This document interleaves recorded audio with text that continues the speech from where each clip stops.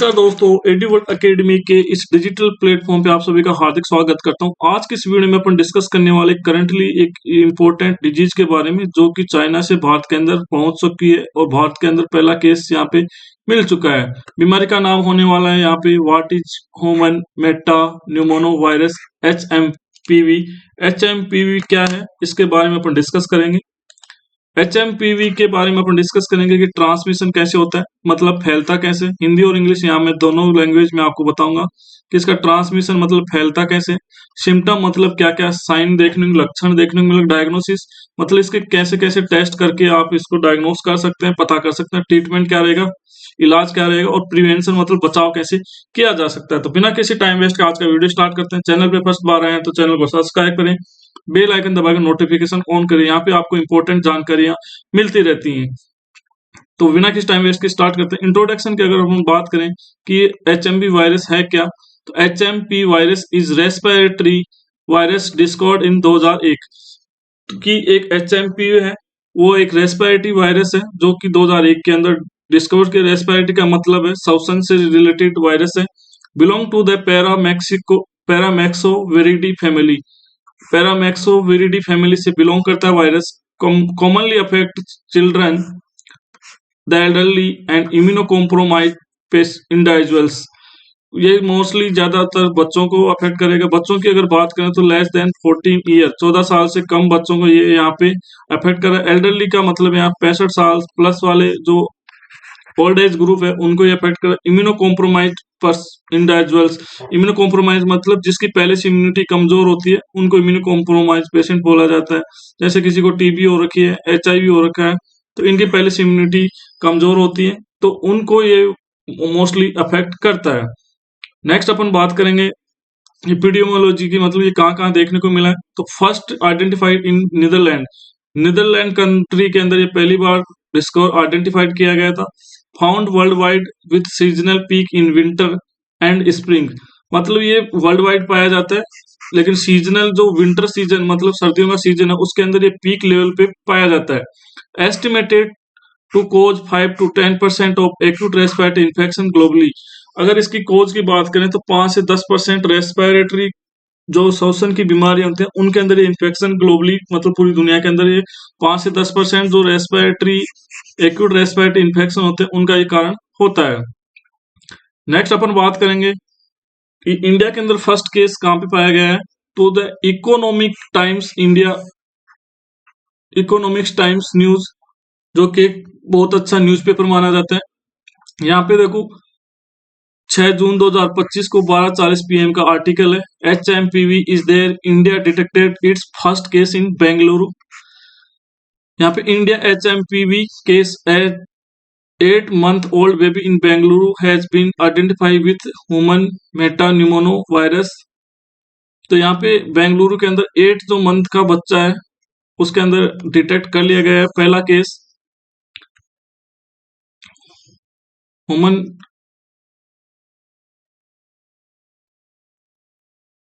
Human Meta pneumono virus HMPV। यहाँ पे pneumono मतलब P यहाँ पे साइलेंट रहेगा, इसलिए यहाँ पे इसको न्यूमोनो बोला जाता है, प्यूमोनो ना बोल के। तो फर्स्ट केस डिस्कवर हो चुका है। वायरस स्ट्रक्चर की बात करें तो RNA virus with single standard genome, कि RNA वायरस है जिसके अंदर RNA वायरस होते हैं वो हमेशा सिंगल स्टैंडर्ड होते हैं। सिंगल स्टैंडर्ड DNA वायरस होते हैं वो डबल स्टैंडर्ड वायरस होते हैं।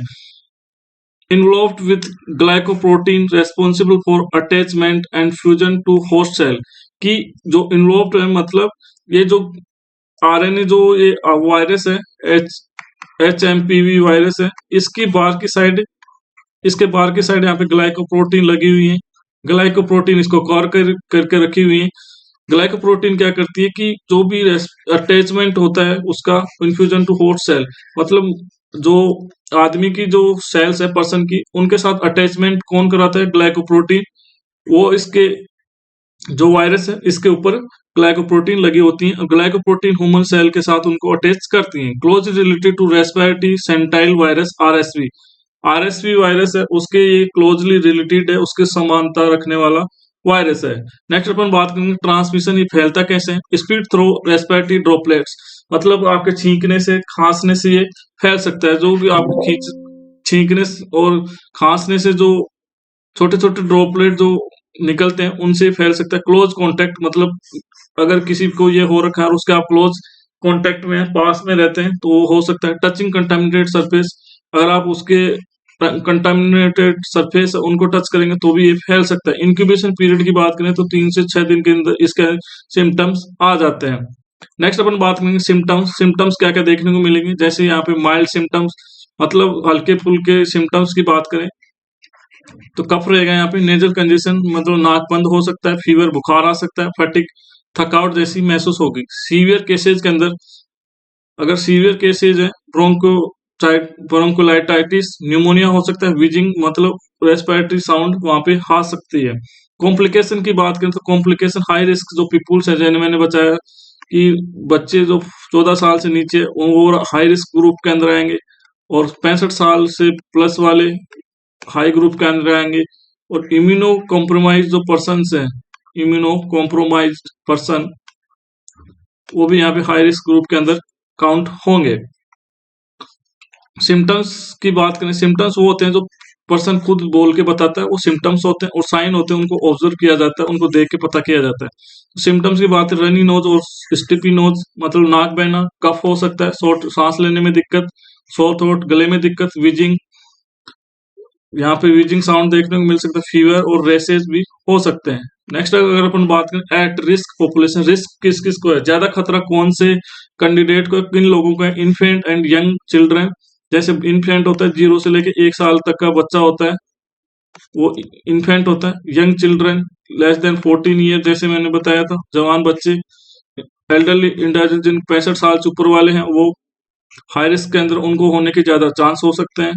इम्यूनो कॉम्प्रोमाइज पेशेंट जिनको पहले से टीबी, HIV, टीबी या कैंसर जैसी कोई भी बीमारियां हो रखी हैं, उनकी इम्यूनिटी पहले से कमजोर हो चुकी है और ये वायरस उन पे और धावा बोल देगा, तो उनको वो ज्यादा रिस्क पे हैं। Those with underlying respiratory condition जैसे अस्थमा, जिनको पहले से कोई अस्थमा वगैरह बीमारी है उनको भी ये होने के ज्यादा चांस है, मतलब उन लोगों के अंदर इसके होने के ज्यादा रिस्क है।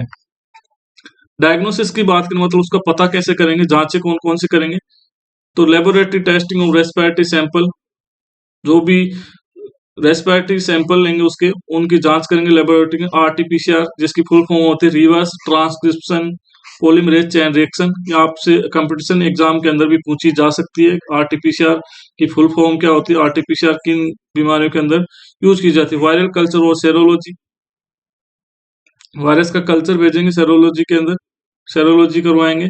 Clinical diagnosis of overlaps with other respiratory viruses, जो कि क्लिनिकल डायग्नोसिस है वो अदर जो भी रेस्पिरेटरी वायरस है उनके साथ वो मिक्स हो रखे हैं, पता नहीं चल पा रहा है उनका क्लिनिकल डायग्नोसिस का।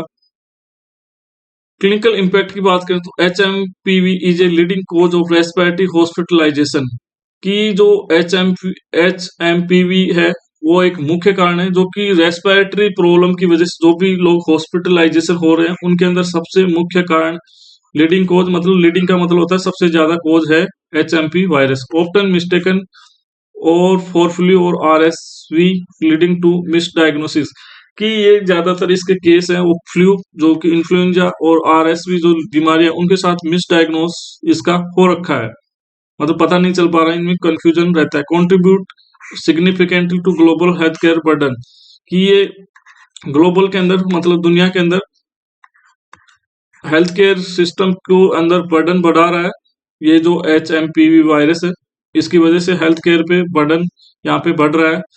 ट्रीटमेंट ऑप्शन की बात करें, ट्रीटमेंट तो यहाँ पे सपोर्टिव केयर देंगे। सपोर्टिव केयर क्या देंगे, रेस्पिरेटरी सांस के आपके श्वसन तंत्र के अंदर अगर दिक्कत है तो वहाँ क्या क्या सपोर्टिव केयर दे सकते हैं। ऑक्सीजन थेरेपी देंगे मतलब ऑक्सीजन देंगे, हाइड्रेशन मतलब पानी ज्यादा पीना है, एंड फीवर कंट्रोल मतलब फीवर को यहाँ पे रोकना है। No specific antiviral treatment available, अभी तक कोई भी इसकी दवाई नहीं बनी है, अभी तक कोई भी इसके लिए एंटीवायरल ड्रग इसके लिए अवेलेबल अभी नहीं है। सीवियर केसेस में require hospitalization and ventilation support, अगर इनका केस ज्यादा खराब हो गया है तो वहां पे हॉस्पिटल की जरूरत पड़ सकती है और वहां पे वेंटिलेटर सपोर्ट भी जरूरत पड़ सकती है। Thank you, sorry. नेक्स्ट अपन बात करें तो यहाँ पे प्रिवेंशन स्ट्रेटेजीज, बचाव कैसे किया जा सकता है। बचाव करने के लिए यहाँ पे आपको रेस्पिरेटरी हाइजीन रखनी पड़ेगी। रेस्पिरेटरी हाइजीन का मतलब आपको सांस से संबंधित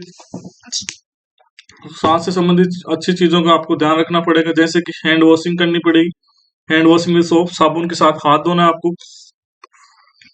यूजिंग टिश्यू और एल्बो व्हेन स्नीजिंग, कि जब आप छींक रहे हैं या खांस रहे हैं तो आपको जब छींक रहे हैं तो वहां पे टिश्यूज का यूज करना है, कप रुमाल का use. Avoiding close contact with infected individual, जिन पेशेंट को ये पहले से हो चुका है उनसे आपको दूरी बना के रखनी है। उन लोगों को आपके पास नहीं आने देना है और आपको भी उन लोगों के पास में नहीं जाना है। Development of vaccine is under research, vaccine development के लिए यहाँ पे रिसर्च चल रही है, अंडर प्रोसेस है। कंपेरिजन विद अदर वायरस के साथ कंपेरिजन किस किस के साथ किया जा सकता है। Similarities with RSV and influenza, कि जो आरएसवी वायरस है और इन्फ्लुएंजा वायरस है ये इनके साथ थोड़ा सा इनके संबंध है, ये समानता है इनके अंदर। सिमिलरिटीज मतलब समानता। Symptom and transmission route same है इनके। डिफरेंसेज है लैक ऑफ वैक्सीन और specific antiviral treatment for HMP, की जो एस आरएसवी और इन्फ्लुएंजा है उनका और एचएमपी वायरस इनकी जो सिम्टम्स और ट्रांसमिशन है वो सेम है, लेकिन डिफरेंस क्या है कि एचएमपी वायरस है, इसकी यहाँ पे वैक्सीन नहीं है और कोई भी यहाँ पे एंटीवायरल यहाँ पे ड्रग अभी तक नहीं बनी है। ये यहाँ पे डिफरेंस देखने को मिलेगा। करंट रिसर्च की बात करें कि अब तो vaccine develop report are ongoing, vaccine के लिए अभी वैक्सीन डेवलप करने के लिए अभी तक एफोर्ट लगाए जा रहे हैं। Studies on immunopathogenesis and viral behaviour, जो इसकी इम्यूनोपैथोजेनेसिटी और जो वायरस का बिहेवियर है उस पर स्टडी अभी जारी है। Global surveillance program to monitor outbreak, दुनिया भर में सर्विलेंस प्रोग्राम मतलब इसके देखरेख के लिए प्रोग्राम को मॉनिटर किया जा रहा है, जो कि आउटब्रेक जो भी केसेस हो रहे हैं उनकी सर्विलेंस मॉनिटरिंग अच्छे से की जा रही है।